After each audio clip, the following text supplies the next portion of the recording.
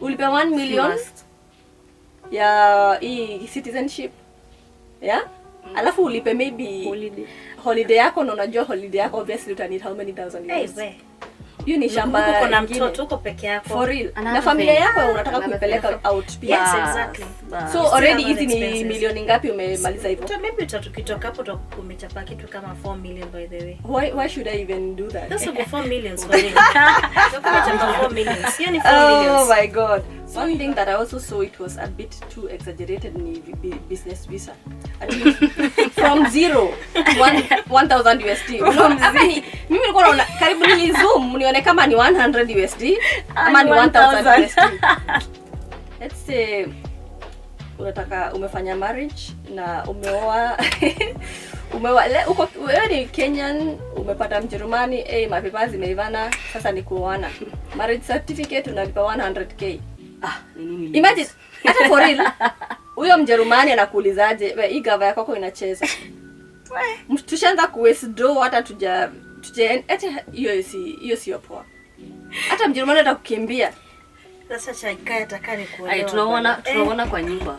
Si kwa nyumba. Kwa nyumba. Pale Uhuru. But what do you mean mnaoana kwa nyumba? Kama ilikuwa inaitwa aje? Si kwa nyumba. But lazima una need your marriage certificate ku process nini visa yako ya kukuja Germany. True. Lazima utalipa. Hey, true. True. Manzeni kweli. Lazima utalipa hiyo. Ni kweli. I can't think about it. That's true. Actually kwambie mimi nitoka kama gangster. Idea yangu nakanga kama mwizi wa muongeke. By the way mimi idea yangu nakaa mbaya sana. Na bado wakuitishe 2K. Na wanapiga pictures za ufala sana. Hata kwanza hawakuona mama kwa wall. Hawakuona kwa nani. Mama kwa ukuta bana. Na ni ile nilichomona kamera mbaya. Hii mzee ingine aki. Unajua nini? Wanakwambia Jane, wanakwambia usimame kwa wall. Hata hujafika kwa wall, atumemaliziwa. Napiga katuka U-turn. Napiga kaka U-turn. Inakutosha. Kuna siku unatoa unaangalia hivi ID unashangaa kama unataka kupea bouncer. Acha nikwambie kitu, kuna siku wanaweza kukuchukua serious. Unakwambia uko sure ni wewe. Ibazi. Uko sure. Unaiona it's me. Hata idea mamangu ilikuwa inakaa vizuri. Siku za mkononi idea zao zilikuwa zinakaa poa manzi. Hi guys. Hi darling. Welcome back to another episode, and today we have a guest, aka my auntie, guys. Another introduce. Hey mambo. My name is V and I'm honey. I'm very happy to be here. I'm honored to be with you guys. We are glad that you're here. Yeah. It's been ages, Sweetheart. Mama, that introduce. What's a mimi introduce by the way? Mimi ni Mama Yao, aka Sponyo. Mother of the house. Sponyo, Sponyo amesota, my friend. Na hii economy bwana. Hey, Madam Rich, what are you talking about? Today's episode. What's today's episode? I'm rich in Madam, love. go get it. I'm rich in love. Hey, sweetheart, thanks for being around. That's true. I'm happy to be here for real. It's honored. Been, yeah. Hey, tuko happy. Aje come kwa podcast niko zile atulieni kwanza kidogo. Fanyeni tu podcast kiasi bwana. Manze, nimejivuta paka today I'm finally here by the way. Thank you. We really appreciate your presence, bana. I'm honored. So guys, let's get started with today's episode. Ausio. Kabisa. Today I want us to talk about Kenyan identity, and in terms of Kenyan identity, I mean Kenyan identity, nationality, and all that stuff. Okay. Sindio? That's a good one. And I'll start with a just quick fire just to start and warm us up kidogo. Sindio? Sawa. So I want you to tell me what do you identify as in terms of nationality? Manze, nationality. It girl. Get it? No? You're an it girl. Get it? I don't get it. Gosh. You don't get it? If you don't get it, forget about it. Forget about it. Irene, uko na nationality ngapi? Manze mimi niko na nationality 2 bana. Manze hata siku nyingine karibu niko na 3. Lakini manze nimebaki tu na nationality moja ndio naona tu itabaki tu manze nimeshikilia bwana. Bwana. Ni gani hiyo? Naona kama I'm gonna hold the German one for real. Maisha na nikaukia bwana. Yaani wewe ni Mjerumani. Manze mimi ni Mjerumani damu. Manze. As in, I identify myself as a Kenyan for real. Hiyo ndio kitu nataka kuambia. Naji-identify kama Mkenya. Mezaliwa kama Mkenya. Identify myself Kenyan completely. Blood is Kenyan. That flows in my streams. Inside my veins is Kenyan. Amen. But when it comes to documentation, I prefer saying I'm German for real. Yeah. At the moment, at the current state we're right now, I think I'm going to say I'm German. For real, I'm German. But you are German. Respect that. You are. What about you, Jen? Mimi ni Mkenya, mwananchi mzalendo. Pia mama yake ni Mkenya. Tulikataa kupatiana documents identity. Tulikataa kupatiana identity. Mizangu napeana very soon. Vile kunaenda.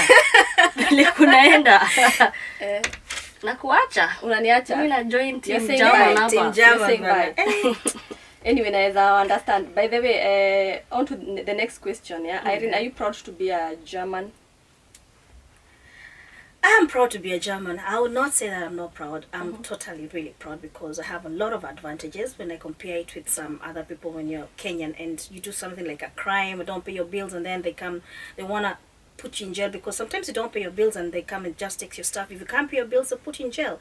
But if I'm German, I can maybe even make myself, what do you call that thing when you don't have money? Insolvency. Yeah, the Germans will support you for that. But if I'm Kenyan, private insolvency. If I'm Kenyan, I'm not gonna get those opportunities. They're just gonna be like, you pay the money. If you don't pay the money, you go to prison. And once I'm in prison, automatically I'm a felon. So I'm gonna be deported. So That's true. That's one thing that the German passport has already. Have this advantage. It's with me. I have the advantage with me. Well, that's so nice. That's the reason why I would also.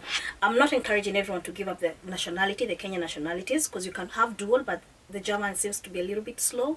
Yes. But I would encourage any Kenyan right now, currently right now, with the situation that is going on with the German, or even deporting anyone at the moment. They're deporting everyone, even on the train station and everything. There's a recent story that was going on that like a lady was in the train station. She was stopped by the cops and then she was asked for her ID. She didn't have it and she was deported for real. Wow, that's what I'm saying. They're not joking. They're not Be joking. careful If you have the though. opportunity to become a German or just become a European country, I would also say everyone should try it. You should try. Go and get it. Go be a go-getter for it. Hey, be a Hey, go-getter. and you? Are you proud to be a Kenyan? I am actually. I'm very proud to be Kenyan. Passport yangu haijanisaidia mahali popote lakini nitaishikilia. But Jamaica atakupeleka. That's true. That is very true. Jamaica tunaenda The Caribbean side you're gonna get with your passport very well. The Kenyan passport. I think kwanza vile East African passport iko like very strong in Africa right now. Kwa sababu ile zanipeleka I think South Africa South Africa without kuna countries mingi pale Africa that like, I can go without a visa. visa. A lot of countries actually, even in Egypt, I found out that even in Egypt you can just go for holiday without having privilege. Yeah, it's a privilege for real. But for my German passport, I need to apply for a visa in all the countries in Africa. Some countries I'll just apply it on the airport. Some I have to go to the embassy. Some I have to apply online. But you know you have the most. It's not technically the most powerful passport. Yeah, it's not. But I think the second powerful. Passport I think Japan. Japan has the really? Japan has the most powerful one, and then comes a few countries actually. No, not even. US is very far. China's. There are people from the Asian side that are the one who have the powerful passport. Talking of nationalities, right? Yes. Which nationality do you think favors you the most, and why? As I said before, that favors me, it's German. You also all know German, But I'm not trying to say like Kenya is not favoring me anywhere, but it's German for real. Is it though? It's not even. But it's favoring you because also you have to remember that Vienna, you are a flight attendant, so it's easier for you when you fly, you know. Yeah, that's true. That's true. Yeah. Sawa. Na wewe ni nini na kufavor the most? Wewe unangoja tu German passport. Mimi nimengoja. Nimengoja waanze kupeana hivi hizo German passports. Ninakuwa hapo. Unaona vile ule mtu unaona vile watu wakienda kuvote. Wana camp literally. Una queue hapo hivyo. Mimi nda camp hapo. But no, it's not a big process. It says into your process, you have to be like stayed here for like 8 years, but they reduced it to 5 years. But it's not a big process. The only thing that I know the German passport has, it's too much paperwork. Hey, too that's much a lot. paperwork. I'll tell you, it took me a long time changing from state to another state. It took a little bit longer. I know, Yeah, it took a little bit longer, but if Can I you- was to stay in Can one you take state... us through that process quickly? Oh, the process was really, really quite... When I was living in another state, like we call it Niedersachsen, that is near Ulsen. It's a very small village. I do remember when I went there, I wanted to prolong my visa, and the lady was like, your passport is almost expiring. Why don't you think in 2 years it's going to expire, and you already stayed here for a very long time. Yeah. And you keep on coming for your visa, but now you're going to get unbefristet, like, what do you call it? Permanent residence visa. residency, yeah. So she looked at me, she was very, really a nice lady. She looked at me, she was like, you know something? I don't see the need of giving you a permanent visa. Why don't you apply a German passport? You're married. You have a straight kid away. here. You've lived here long. You've really lived here like half of your childhood, like half of your years. You've lived here. And I was like, you think so? I wasn't even seeing anything advantage of having a German passport. And then she gave me the documents. I went back home, back then to my ex-husband, told him this. So he looked at me, he smiled, and said, oh, I think the lady was right. Let's do it. So I did the process, the documentation, and then I had to move from Hamburg to go to live in another state because of the job-wise, because the station was different here in Hamburg. Yeah. So I moved to Frankfurt. Moving to Frankfurt, that was my second Wohnsitz. We call it like my second home state. Home state, yeah. Yes, So yes. I still had the one in Ulsen. So there was no any complication. So when I moved to Stuttgart, I had to move all my documents to a state. It's called Esslingen. Yes. Actually, it's not a good place. If you live in Esslingen, you're listening Nimis this to me. Kiaskia. Esslingen is not a good place where you can say they're Ausländer friendly. They're very good to foreigners, Foreigners, actually. yeah. So when I moved there, my documents were sent automatically from Ulsen because the lady here was really, when she noticed that I've changed my address, she sent all the documents over there. On the course of living there, that was like, I was living like 1 year in that apartment for real, and all the documents were sent. She sent me a letter to confirm where was I, which the Ulsen were already done. They were only supposed to call me and tell me, come and pick up your passport, come and pick up your document. There's a letter you get to make sure that you have the documentation for becoming a German citizen. Yes. They did not do that. They sent me a letter to say that there was 2 gap years that I had with my Kenyan passport. I'd gone to America, and I had 2 years visa, American visa, because I was still a flight attendant. So, funny enough, America, they don't stamp your passport when you're leaving, they stamp when you're getting in. Oh. So those I had to prove those 2 good years where was I? And you can imagine, you don't have any evidence to say where you were, but I was lucky. The same year, 2012, after I came back from New York, I had a car accident. So there was a lot of documents showing where I was. Oh, that's So I had to provide the documentation from the hospital. She got the documents, and she never did anything. I had to change. Okay, I had to move from that small apartment to a bigger one. So I moved from Esslingen to Böblingen. And when I moved to Böblingen, the funny enough, moving to Böblingen, I moved on the 31st of December. That was in 31st of December 2018 Yes. to Sylvester, actually, going to New Year. Yes. And you can imagine that's the season where people, it's on holiday season for it. They got my documents. This immediately after I went to the what do you call the home office? The whatever you do, where you register your address and everything. So I registered myself. Immediately I registered myself. 3 days later, Böblingen wrote me. Wow, that's Böblingen a quick wrote one. me. That's 3 a days. quick one. Remember, these people from Esslingen, they have my document 1.5 year.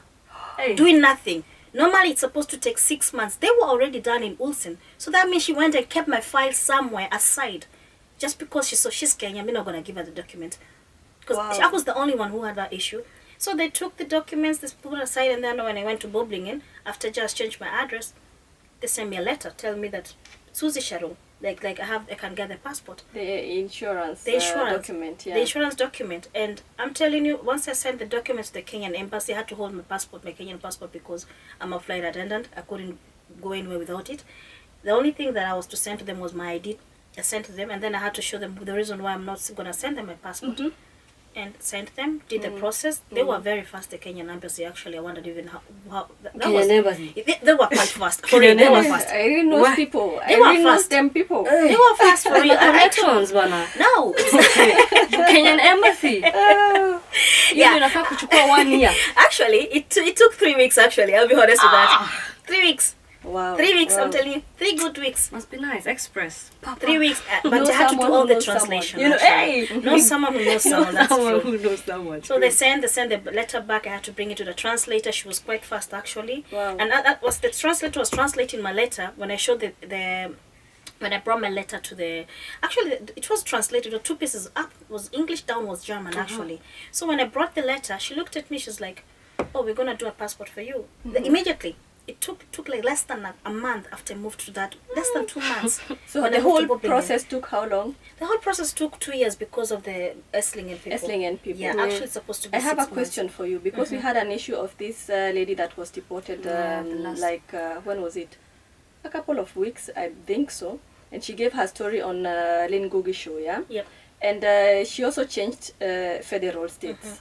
Do you think when you don't have the right document, or maybe your visa is almost maybe less than 6 months, right? Do you think it's better to stick to your federal state, or should you risk to change federal states? I don't think there's anything to do with the federal state here because even if your visa is almost ending and you have a documentation to leave and you're working, especially if you're working, if you change the states because of work job issue, Yes.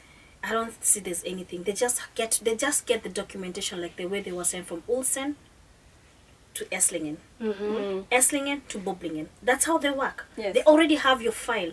All the documentation they need, they already have your file. And actually nowadays, the file is no longer like earlier Kitambo. They used to send the documentation with like paperwork, like a big letter or something like that. Yes. Now it's done digital. True, Everything true. goes automatically to them.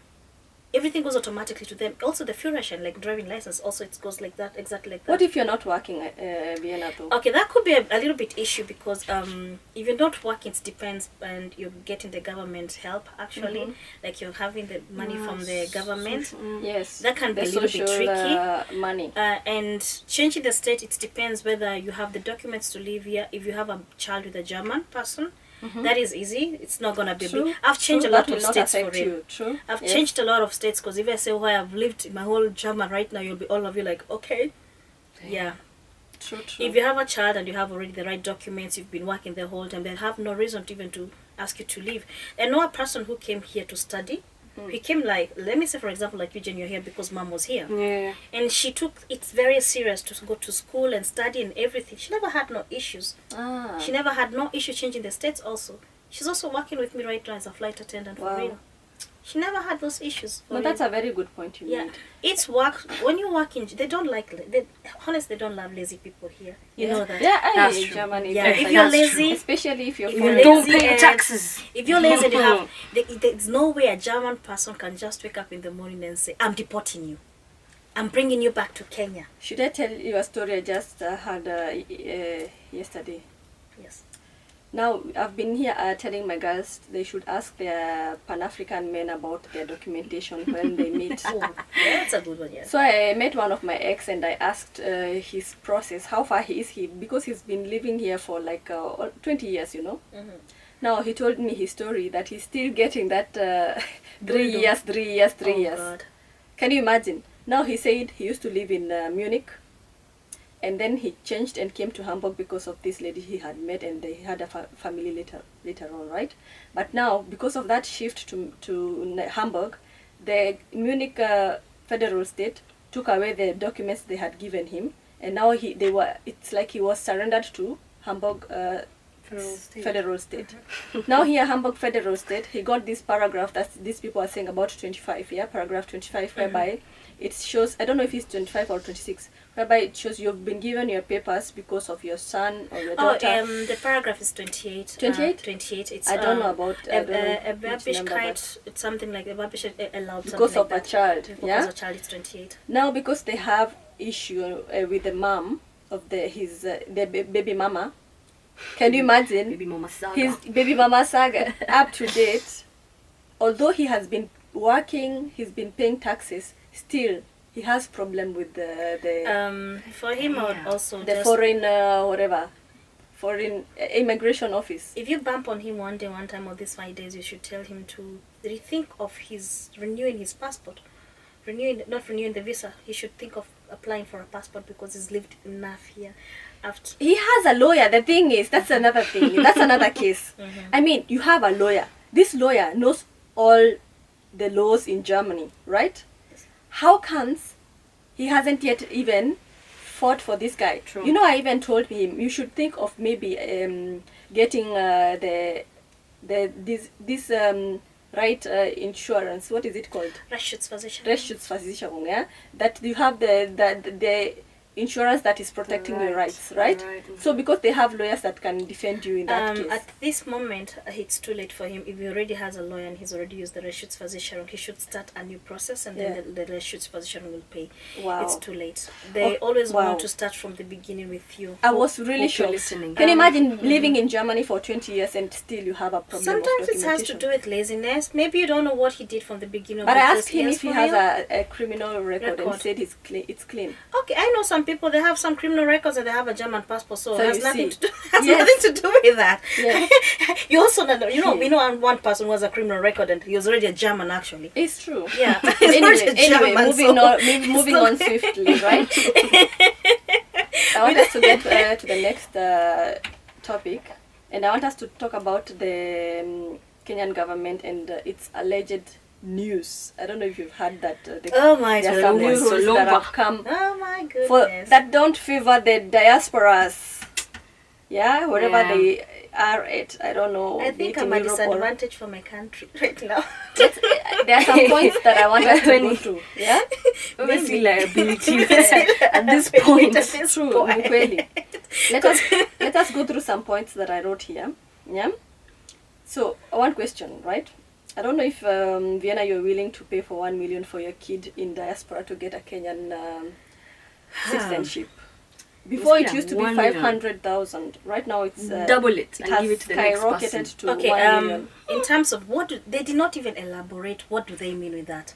Because if you're a Kenyan and you give birth to a child, Right. that child is born by it's the right I know. no, what do you call it? They have the right The birth Exactly, certificate, yes. the rights to be a Kenyan. Yeah. By birth, yeah. By birth. But I think they meant when what I really understood with the issue was when I'm living in Kenya and I'm a foreigner right now and I have a German passport and I want my kid maybe to become a Kenyan citizen. Maybe myself I'm Kenyan, but I was a foreigner from before. That's what I understood it, because I remember when I went to apply for my son.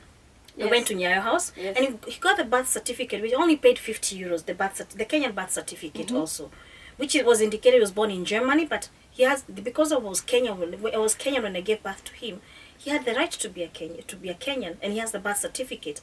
I don't think it's going to be a problem when I apply for his passport now, but I think it's going to be still. But right now you right now you are a German, so that's another case. Now the thing about this, when like now your son, or now my daughter, the last born, she, according to, because when I gave birth to her, I'm still a Kenyan and the dad is German.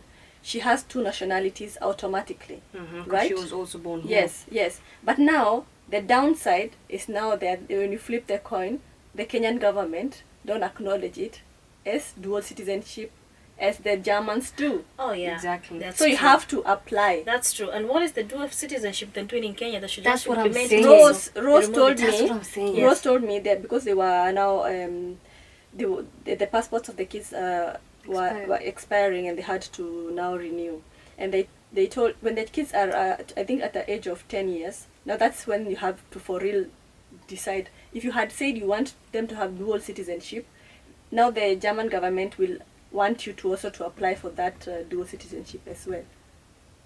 Yeah, like that's a process now that you have to go through. So now I'm imagining from 500,000 to 1 million. Hey, that's a runs. Hey, that's Uko na watoto wawili. Shamba mzima. Uko na watoto wawili. That's the thing. Ni kuinvest utanunua kashikamogoda ama uta nini uta 2M. mtoto. Hii ni shamba mzima 2M ni shamba. Ah. For real. Do you know? Should I tell you guys one thing? Nakwambia hii shamba inatoshana Jukunda nyinyi. Nikwambie kwa mbona naona ikiwa ni joke. Yeah? It's a joke for real. This is just Listen. It's not like I have so much. I have invested so much in my motherland that for real this child of mine has to become a Kenyan citizen. if I had like big plots, like a lot of investment back in Kenya, then I can understand why I really want them to become Kenyan citizens. It's true. But right now, It's true. just because I want them to be now traveling and not paying the fee, the visa fee, be it multiple or single entry, which are just also coming is in our next step, yeah. Why should I pay 1 million for them to have a Kenyan Mind you, citizen? they're gonna use that passport maybe once a year.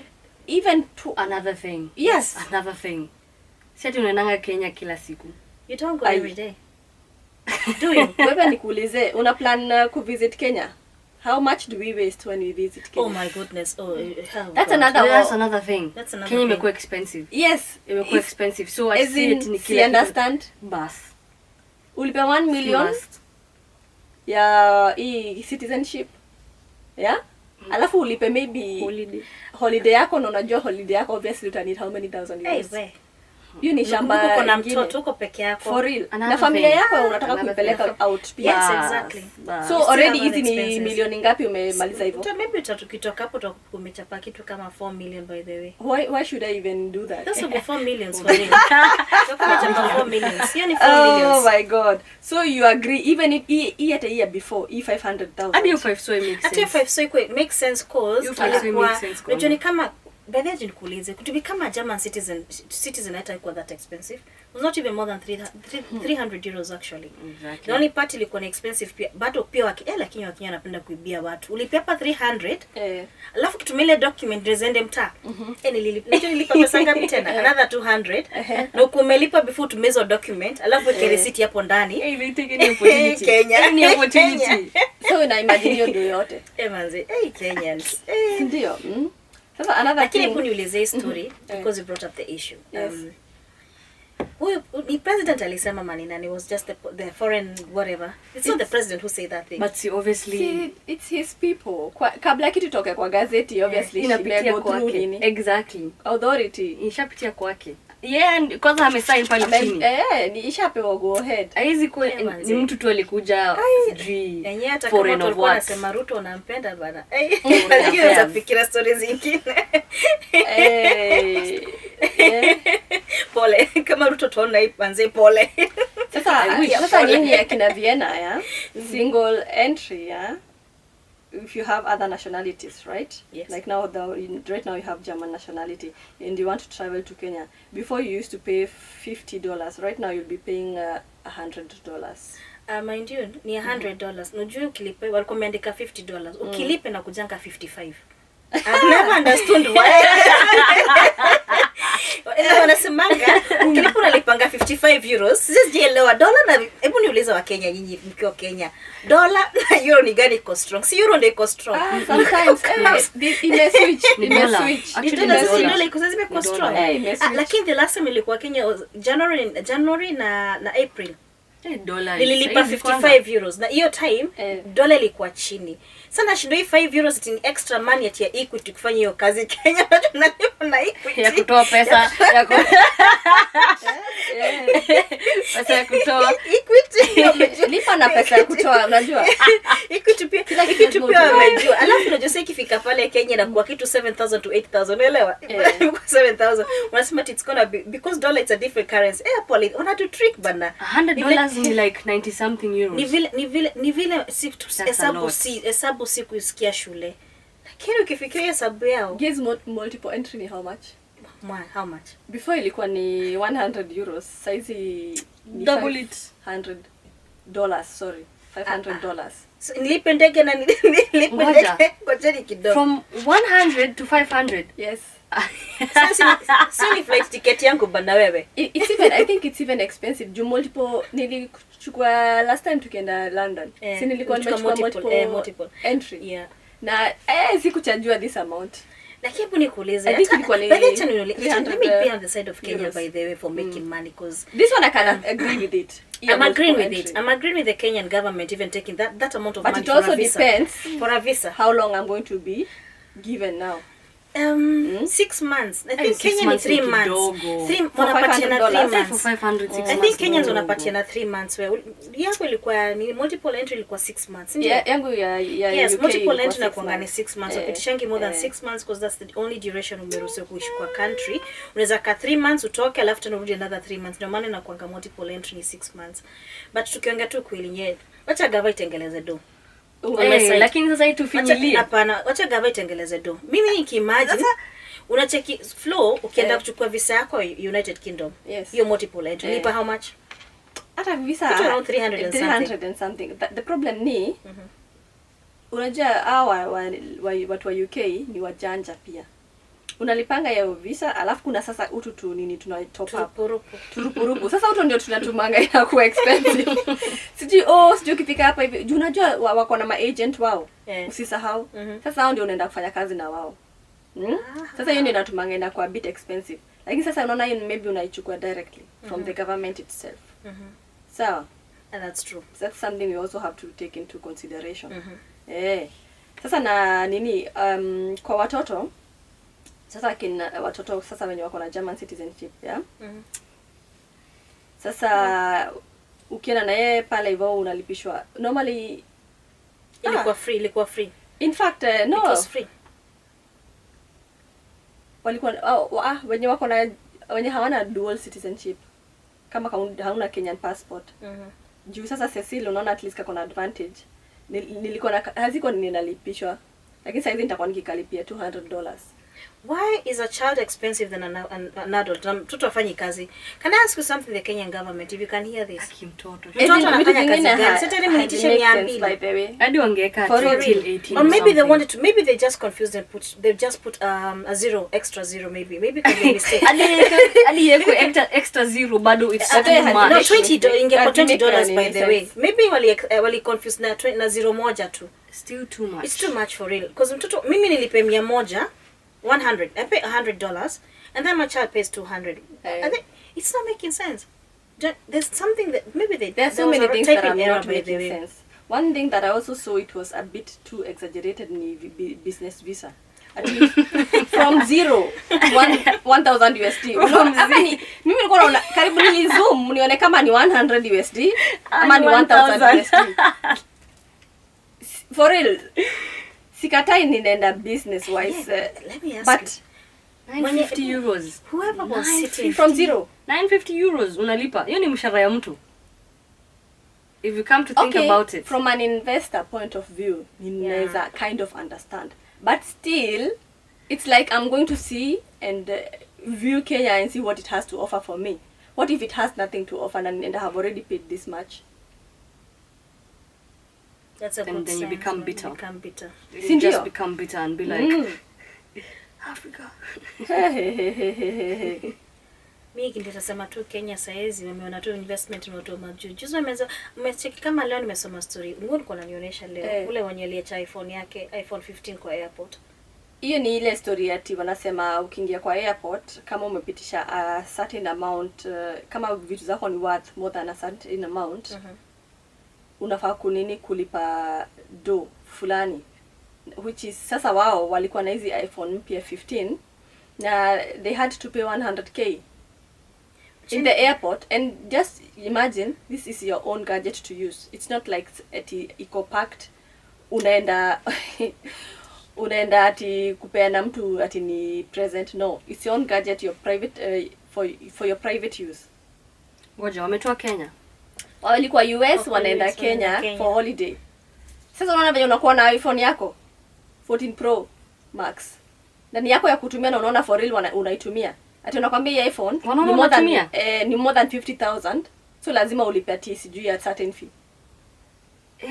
Nilikuwa nafikiri iko packed. Juu kama iko packed then ningeelewa. Haikuwa packed by the way. Naambia Kenya wameona nyanyasa nini? Unajua walikuja Kenyans walikuja na hii design kusema all the Americans they'll be going to Kenya with no visa. Unakumbuka? If you are a foreigner, you don't need no visa. And I think this is not skia. Which is also true. You don't need a visa. But why would they just change? Kwa imekuwa kigiogio. Why would they just change from no visa to visa and then all of a sudden umeona tu nyanyasa tu nini? Watu kwa abroad. Kenyans You see, in he's diaspora. Sasa mimi na understand. Unaona hizi rules zimewekwa mpya ni zina affect the Kenyans in diaspora. Yeah. Nataka kuona yenye sasa draft ya sasa foreigners wenye wanataka kwenda nini ku Sasa, visit Kenya in terms of tourism. To bet. It's Better gonna go watu down. watalipa. To bet. People Aki to tourism bet. will go down. Nikwambie, I'm looking forward to seeing that. nikwambie mom, hapa kuna strategy. Hii ni kama saizi au wenye sisi sasa wenye tunaishi majuu, we're literally forced to invest in Kenya. Tumeforsiwa. It's true. Because normally we don't even invest home because we don't see the fruits. Yeah? Saizi sasa au foreigners wote au watalii wanaitangwa aje? Ni The watalii. tourists. Yeah? When you want to come Kenya, trust me. They will not pay. They won't pay anything. They won't pay. No, mimi I'm looking forward by the way because nataka kuona yao juu for real this is a bit exaggerated. On another note, right? Let's say unataka umefanya marriage na umeoa uko wewe ni Kenyan, umepata Mjerumani, mapepa zimeivana, sasa ni kuoana. Marriage certificate unalipa 100k. Ni nini? Imagine hata for real huyo Mjerumani anakuulizaje, wewe hii gava yako inacheza. Tushaanza kuwithdraw hata hata hiyo sio poa. Hata Mjerumani atakukimbia. Sasa chaikaya atakani kuolewa. Tunaona kwa nyumba. Si kwa nyumba. Kwa nyumba. Pale Uhuru. But what do you mean mnaoana kwa nyumba? Kama ilikuwa inaitwa aje? Si kwa nyumba. Uhuru But Park. lazima unanidia marriage certificate ku process nini visa yako ya kukuja Germany. True. Lazima utalipa. Kweli. Hey, true. True. Manzeni kweli. Lazima utalipa hiyo. Ni kweli. Now that I come to think about it, that's true. And then on top of that, usisahau spouse wako ndio apate nini permanent residency ya Kenya sasa, si ndio? Usieshe yeye shakupatia ya kwao ya German. Sasa na yeye before alikuwa anachajiwa ndio apatiwe permanent residency ya Kenya, alikuwa anachajiwa 5,000 na saizi atakuwa kilipa 50,000. Okay, you mean Kenyan shillings? Yes. Okay. I thought I was like going to dollars again now. I was in dollars. You know, we've been talking about dollars. Ungeanguka kutoka kwa stool, ungeanguka pesa nyingi. I mean, ingeanguka sasa ungenioko top floor. Ungenioko top floor but it's still a lot of money, but the fact of thinking that you have to pay even for your own spouse. That's what I'm saying. Anyway, Kenyans, I think, how much did you say? 100? You need a marriage certificate. No. You said for being a resident. If I got 50. From 5,000 to 50,000. Yes, hiyo kwanza hiyo difference unaona venye ni big. That's what I'm saying. That's you know, Kenyans, ukiangalia like ile pesa walikuwa wanalipa na uangalie saizi ndio then uta understand why I was saying ni mob. You know me, I want to understand the mind of these people. Exactly. Mahali kwa ofisi you know unasema double it. Imagine triple it. What state of mind are they at? Wanakani kama watu wako na hiyo pesa. Where this figure is also stemming from. Exactly. The person behind that office is rich. The person behind that thing is not rich. Sema is dumb. No. It's dumb because sisi ufikiri unaona ndio hiyo inflation. Watu ndio hizo nini inaitwaje? Mafuta ndio hiyo imepanda. Vitu kama hizo zinapanda. But that utatafuta tu kitu pale ya kufinyilia wa Kenya and others. Kenya government imekuwa kama drama. Unaona kama drama. Zile za soap opera. They have to always look for something new so that they can get the whole world attention. I think that's what they're doing. But we have attention already. We have countries that are undergoing war. We have so many things that the world is going through. Why should they unajua shida hakuna maandamano. Kungekuwa na maandamano hii mambo yote ingekuwa. Lakini maandamano kuanza maandamano. No for real. Maandamano ya nini? Raila stand up. Watu waende wakalime tupate chakula. Yenyewe. Kuna nguvu ya kwenda kuandamana na nguvu nasikia. Okay, waandamane. Walikuwa wanaandamana. Protest je kitu muhimu kama sasa wenye wanaambiwa ende wakalipe ID. Hiyo ndio kitu kwanza hata imenishtua. Ati? Sasa kimtu sasa najua sasa itafika to a point na kuibia ID na kuambia ni aje nipatie patch. Nipe patch bwana Tujukima tena kuchukua ID yako. But they used to took him. Kwanza ni Kenya. Ai chameni kwanza mbona usipoteze 2K tiklipa 2K kwanza passport na kitambulisho mtu anafaa kufungia kwa shingo utembeange tu nayo unaiona hapo unaiona ai weje alafu pana nieke tu ukumbuke teke yako utenda police station kwa nini obstruct watakutisha pia bado dogo hapa ndio pia bado dogo pigia mama yangu lady alafu mama yangu wako na lady alafu ndio inaishia expensive mtu atoka kama mwizi nini lady mimi nilitoka kama gangster actually kwambie mimi nilitoka kama gangster ID yangu nakanga kama mwizi wa Mungiki mimi ID yangu nakaa mbaya sana na bado wakuitisha 2K na wanapiga pictures za ufala sana hata kwanza hawakuona mama kwa one hawakuona kwa nani mama kwa ukuta bana na ni ile nilichomona kamera mbaya hiyo zingine aki unajua nini wanakwambia Jane wanakwambia usimame kwa wall hata hujafika kwa wall atumemaliziwa napiga katuka U-turn kwanza mam upate auja eka nywele hapa hey huyo mwenye anakupiga picture anaweza kukwambia upange laini uende tena nyuma wacha mam naona nilienda nikaona vile watoto wametense watoto wametense kwa hiyo laini aki for real literally wamevaa masuti hakuna mtu akona makeup hapo vile wamesimama wanaogopa what kipigwa picha nakwambia ilikuwa inakaa kama kamwizi na kwambia ikatoa ID yangu hapa kila mtu atafend make you guys faint and me was differentiate kama ni mwanamke ama ni me too naoneka alafu unajua ilikuwa ni kama inakaa almost kwa black and white ilikuwa kama hata at least iko na rangi ama niko na kipara niko na nywele by the way yangu nete kama ningejua ningeshika nywele pusi kasi ndio at least nikadika dem na kwambia yangu inakaa niko alafu nilikuwa nimechomwa na John nimesimama pale Ngong nimekaa nimesimama unajua Ngong unajua Ngong nimeisha huko nakwambia all the from Ngatarungai going to Ngong because was our district you going to Ngong district unapata hapo lining line nyingine hapo alafu James yote hapa at least nilikuwa na mtu alikuwa ameniogoja hapo one of my Masai relatives alikuwa ameniogojea hapo so it was like talking Masai hapo anapiga kimasai hapo anaongea ngana nikapishwa line nikapigwa picha lakini acheni niwaambie hiyo picha inakutosha kuna siku unatoa unaangalia hivi ID unashangaa kama unataka kupea bouncer acha nikwambie kitu kuna siku always kuchukua serious mama mwenye yellow nakwambia uko sure ni wewe imagine uko sure unaiona yako it's me hata ID ya mamangu ilikuwa inakaa vizuri siku za mkoloni ID zao zilikuwa zinakaa poa manze ID ya mamangu inakaa at least ilikuwa poa hizo zile ID ile ilikuwa kubwa inajili ilikuwa ile kubwa inatoshana kama iPhone 14 Pro Max mimi kwanza maneno ya ID unajua nakumbukanga aunti yangu unajua alikuwa na nini alikuwa anajuana huko hivyo pale Westlands so mimi nilishika tu mkono nikapelekwa pale hivyo unajua ni maneno tu za haraka sasa hata hawataki kujua birth certificate yako wanakuuliza tu majina na unaandika mimi kama mtoto wa 18 mimi nimekuwa nikijua Flora ni short form ya Florence so mimi nishamwambia Florence Mwathi later on nakuja kuangalia birth certificate yangu naangalia ID these are two different names sasa Flora lazima niende nikasoe affidavit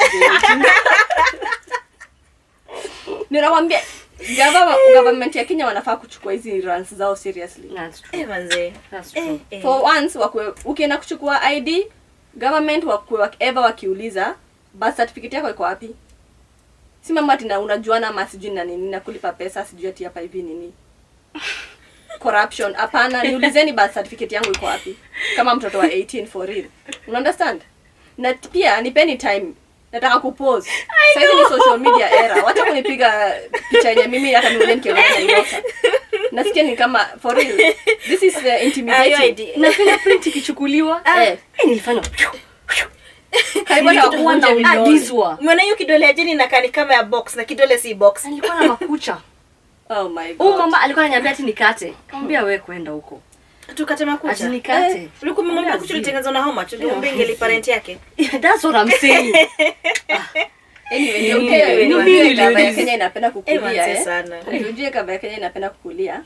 Sasa let's assume tuko na permanent residency permit tushakuwa issued the immigration office, ndio. Sasa hapo hivyo ndo unajichocho nataka kwenda kwa nini Einbürgerungsbehörde hawa watu wa nini naturalization authority. Unawalipa 255 euros ndio nini yako ikuwe process. Yeah, that's true. That is something. Yeah, you have to pay that. I paid that money. It was very painful paying 300 here. Yes. And then paying them another 150.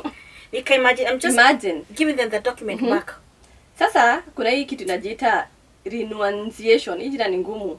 Before hiyo sasa renunciation ile ya ushapatiwa hii assurance document yenye inaitwa Zusicherung. Hiyo ni yenye after process yako isha go through kwa Einbürgerungsbehörde wenye tunawaita naturalization authority, ne?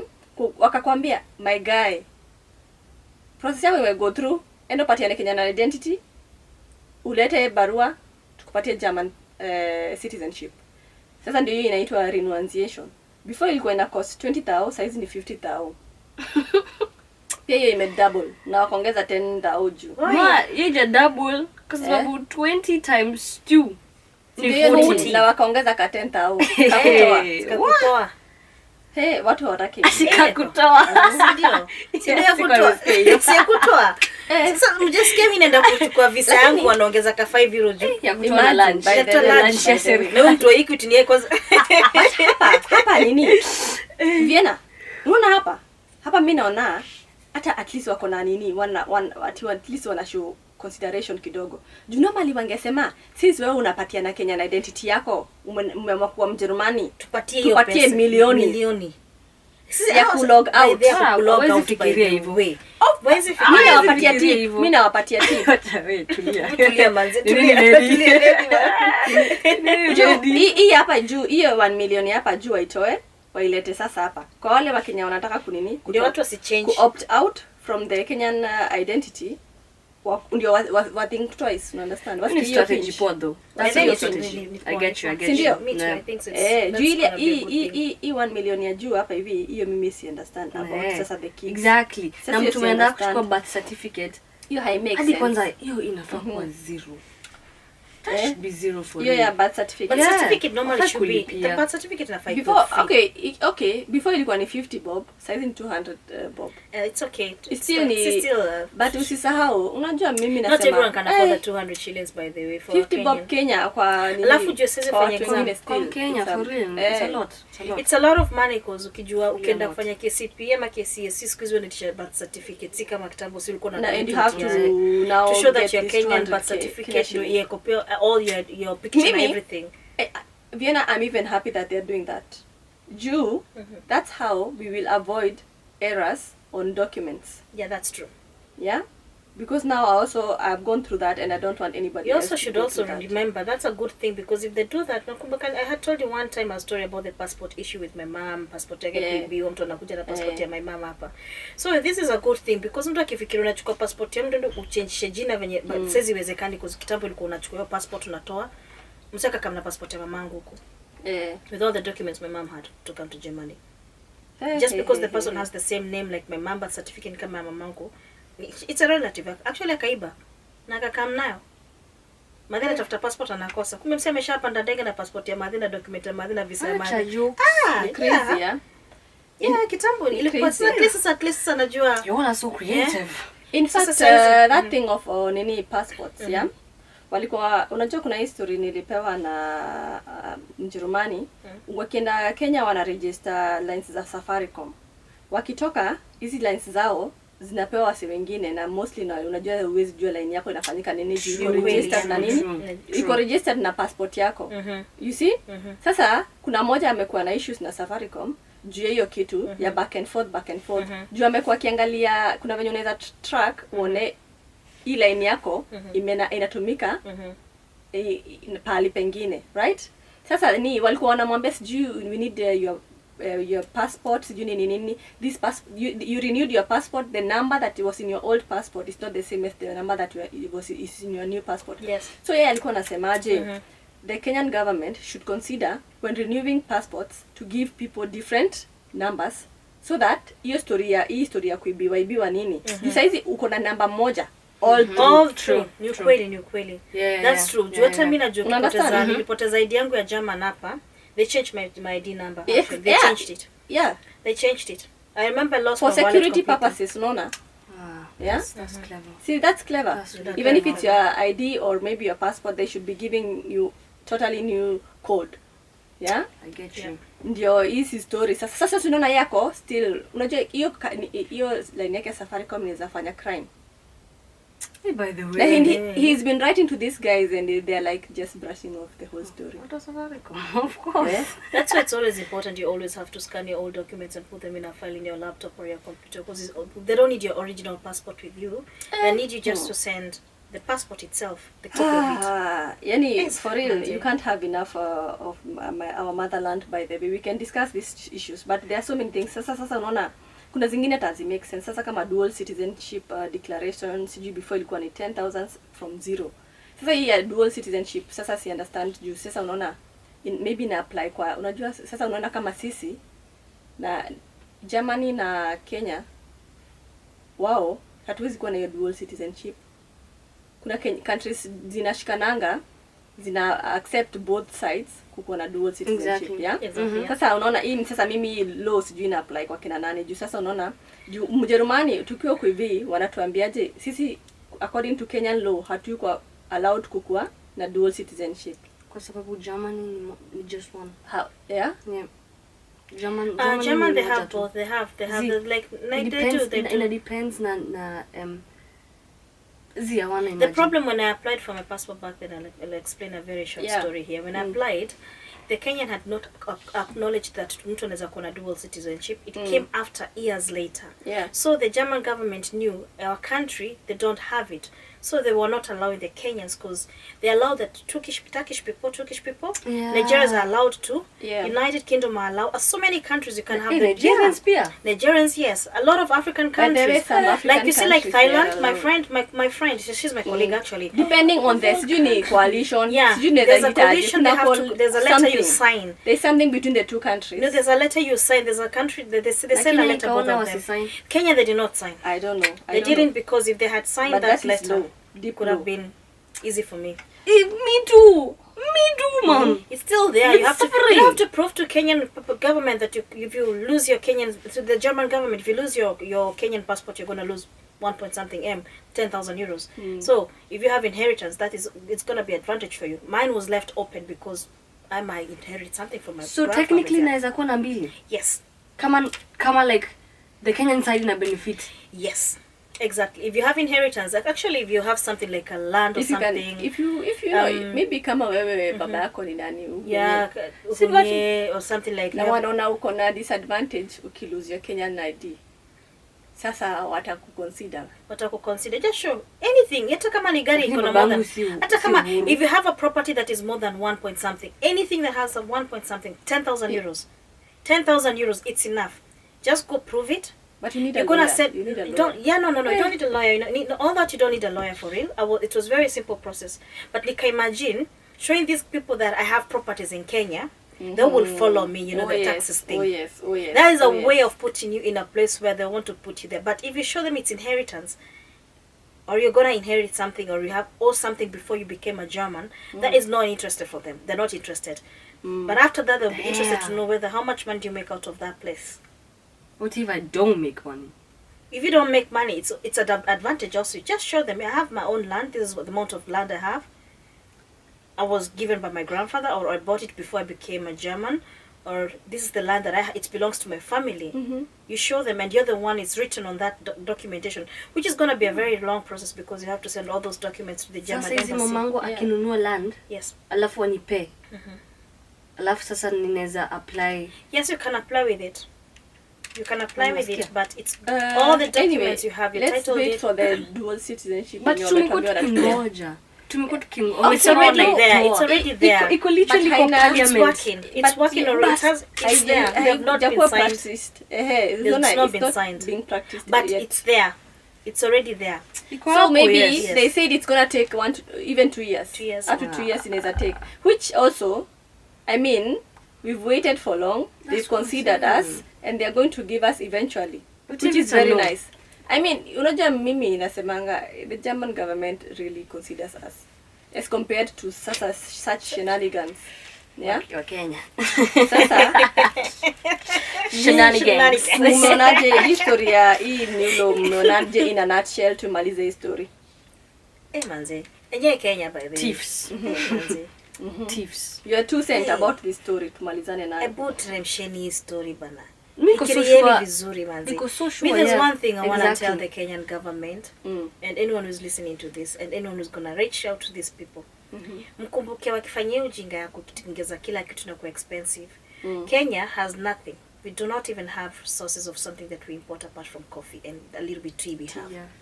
A little bit tea we have and some few fruits that are sent to another country. Even if we do import Vienna, this money still benefit only a couple of people. It's only, yes, that's what I'm trying to say. Benefiting the Kenyan government, they forgot the only thing walikosea ni kufanya online visa. You remember, I think of sitting 3 days. Sometimes you try to apply your visa and it's not even going through. You did something wrong. Paka unaboeka unachana. Now you don't want to go to Kenya. You know what you're gonna do? Spontaneity. I'm just gonna go spontaneously to Zanzibar. Exactly. I'm going to Zanzibar. Tourism. I'm going to Zanzibar. Tanzania because it has animals. It has and water. Kenya we feed on tourism. Bas. We feed on tourism. No, we do not have so juu. We have our wanakuja kuona animals. People they come to see in Kenya. We have a lot of resources in Kenya and all that. Tourism because of our beaches and everything. Yeah. Tanzania wako na tule tu nini? Zanzibar peke yake. Kenya beaches. They have beaches actually, but when you compare the culture in Kenya, because there was recently I was watching Zanzibar, some ladies they went there, they're from America, and they were walking in the street. They thought they're in America. They were like wearing a bikini, a green bikini, and some netty dress like that in Zanzibar. They were followed wakiambiwa vaeni nguo mkoje vaeni. You never see that in Mombasa. You will never see that in Mombasa. Wengi. Na you will never see that. They were Africans actually.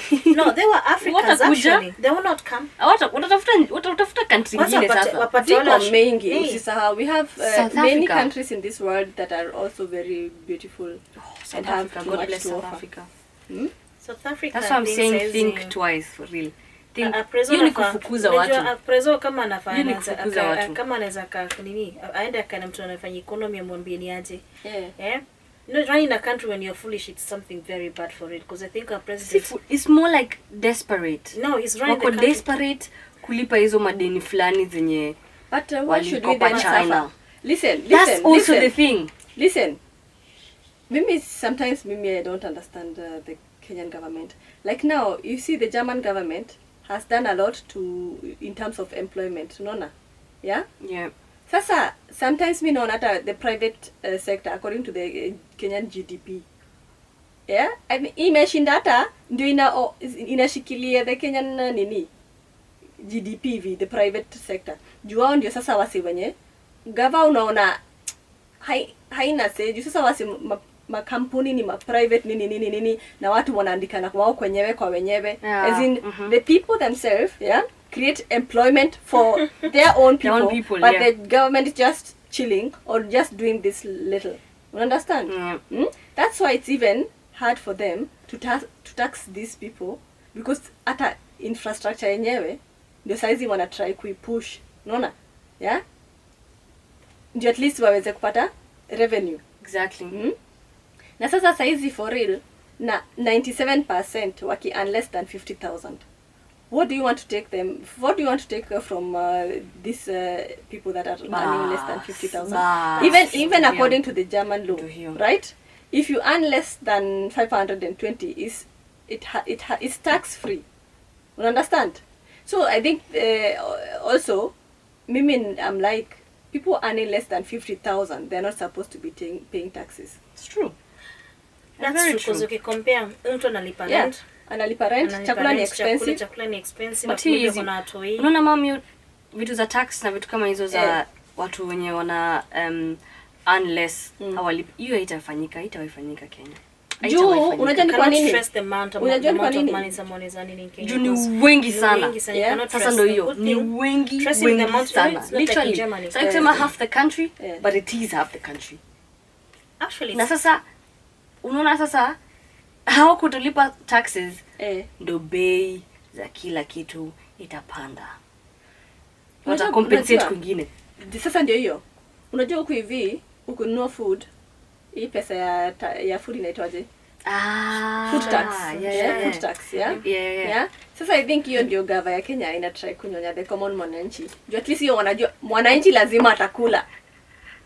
Ndio maana food ime skyrocket saizi, juu wanajua lazima watabuy food. Mshahara yako unaweza ficha. Yeah? Unaweza patiwa chini ya maji pesa, sikatai. Lakini chakula sitanunua. Unajua Kenya wamefanya, unajua one thing they cannot trust nobody's money at wakijaribu aje, they will never trust because we have something called like M-Pesa. Okay, the government can trust that.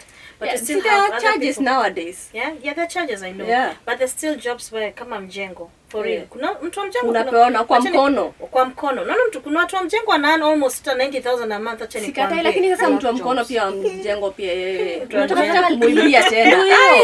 Amechomwa na jua. Ameinua come on. Watu wa mjengo paka nani pesa almost 90. Kwanza akakuwa ni tango ni foreman na maitango mwenye anakuanga foreman. Wana an vizuri by the way na analipwa cash, analipangwa cash. Sasa watu unajua kama wanafoendea watu wenye wanalipana na cash, wajua lilipana wa pesa ngapi wako kikatao mwenyewe wanakatao ninakwambia infrastructure hii ndio Kenya wana Kenya ndio Kenya wana huko. Na hiyo sasa ndio tunaweza prezo akakaa chini ongea na ma president wengine countries zingine.